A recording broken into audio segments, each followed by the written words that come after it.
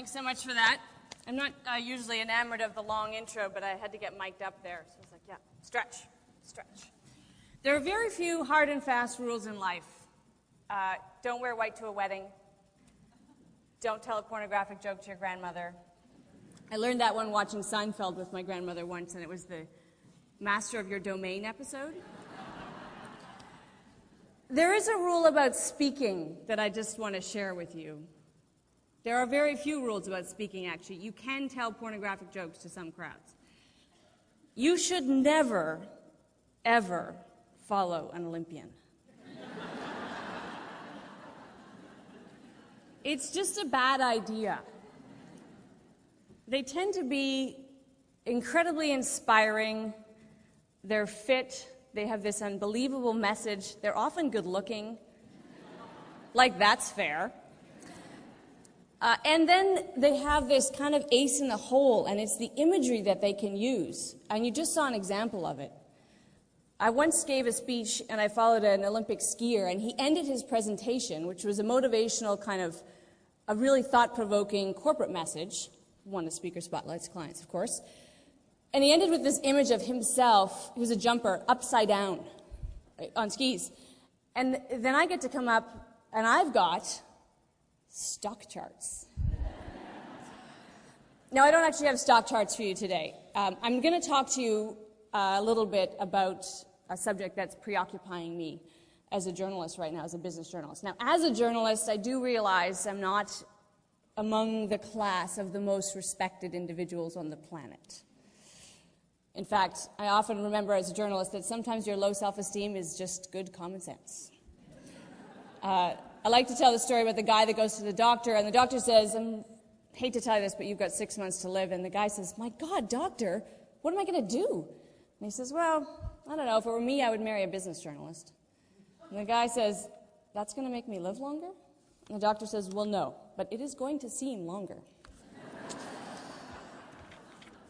Now, so not universally loved, journalists occupy a pretty important position of trust and a very privileged one of observation. I get to talk to and inquire from some of the brightest minds out there.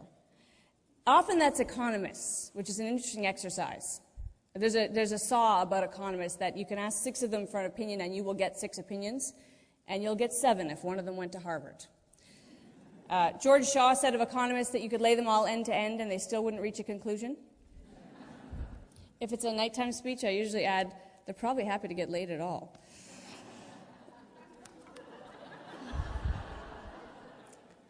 It's really great when an economist is up next. They love that. There is one thing, though, that economists agree on about Canada, and that's that we're doing pretty well. We came through the recession pretty well. We were an island of stability in a sea of turmoil. We actually, for a period of time, were the fastest growing economy in the G20. We were number 1. It's practically un-Canadian of us. In fact, when I lived in New York, I used to tell a joke about Canadians that went like this. How do you get 40 Canadians out of the swimming pool? You say, please get out of the swimming pool.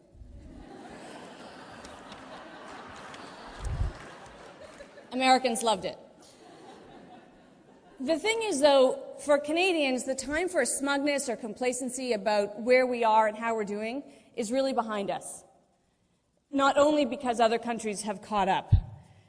It's true that overall, on the things that matter the most to most of us, we're still in pretty good shape.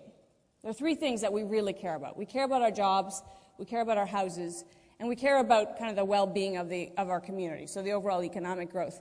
And on all 3 metrics, Canada is still doing okay. StatsCan said last week that the jobs in this country bounced back at the fastest rate in history, in any recession we've ever seen. Now, the government likes to say we've reclaimed all the jobs lost in the recession.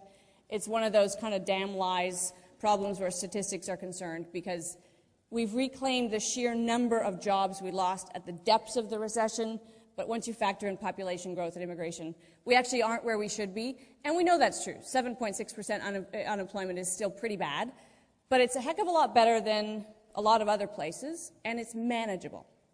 On our houses, it's sort of the same story. It's not that we haven't seen a correction in home prices, but it hasn't been off the cliff. Economists talk about a soft landing. It looks as though we may be headed there. And for most of us, our homes are the most important store of wealth.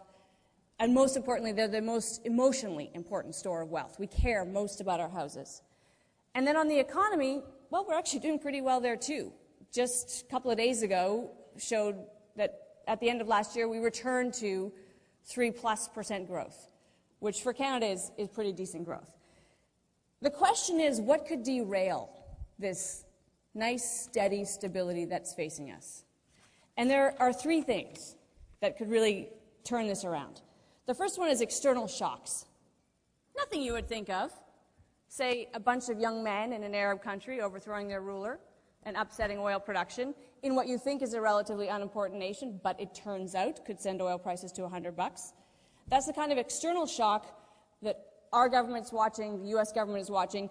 If oil prices stay at or above $100 for any period of time, we actually could see a global recession again. The U.S. could revert to recession, and that is obviously going to be bad for us.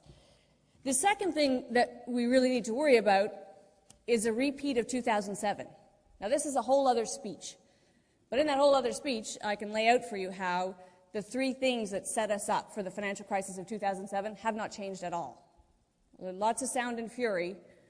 Nothing really has changed in the most important fundamental ways. There were three things: capital ratios, the separation between banks and investment banks, and derivatives. And although we've talked a lot about all of them, nothing's really happened. And for those of you who are really plugged into the economics world, you may be saying, didn't they come up with Basel III in Switzerland? Isn't that new rules for banks? I'll just tell you that the U.S. banks never got around to implementing Basel II. So Basel III is a nice idea. As I say, that's another speech. It's a real pick-me-up. The most important thing that hasn't changed, actually, that imperils the world is a cultural one. You know, I don't want to pick on Goldman Sachs, except, gosh, they're easy to pick on. Goldman Sachs does not adhere to the spandex rule. Somebody told me about this recently, and now I think about it every time I'm out for a run. The spandex rule says just because you can get into something does not mean you should get into it. Goldman does not know that. So those are two things. External shocks, a financial crisis, that would upset our economy. Those are two things that are clearly beyond our control. We don't have a lot to do with either of those. There is one thing, and this is the third thing, that could send us into a tailspin, and it's the only thing that's 100% in our control, and it's productivity. And I realize that the very word productivity has a narcoleptic effect on a lot of you. So, and I go through this with the desk at the National. It comes up, and they say, really, Amanda? Productivity again? The thing about productivity is it's probably the single most important economic concept for you and me. Simply put, in economic speak, productivity is the best way to improve personal wealth. If it goes up, per capita income goes up. If it goes down, per capita income will go down. But what it means in a practical way for you and me is if we live in a country with increasing productivity, our children will be better off than we are. And I'm here to tell you that we stand, as the first generation in history, in danger of leaving our children worse off than we are. It's never happened before. Now, there's a wonderful chart that you can look up on the internet that shows quality of life. And for millennia, quality of life, I know you're thinking, why don't you have this chart? I don't have any charts.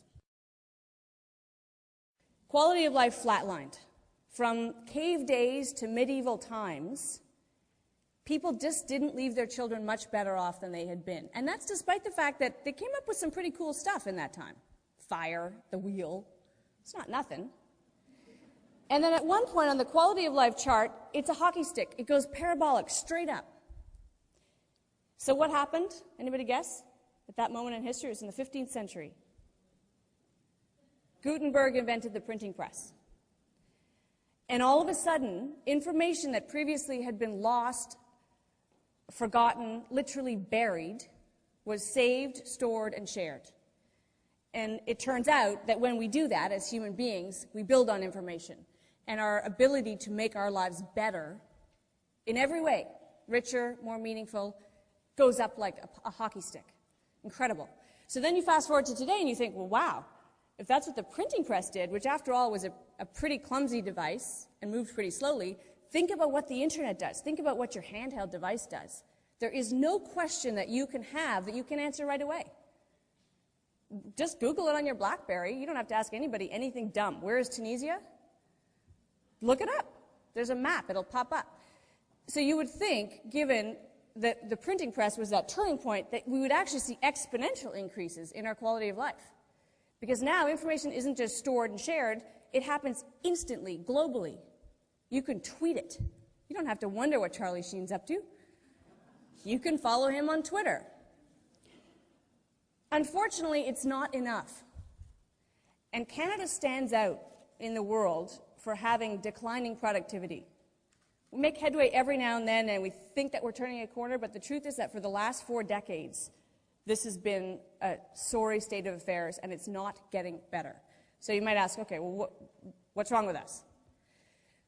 One way to get at that is to ask, what is productivity? We know what the outcome of it is.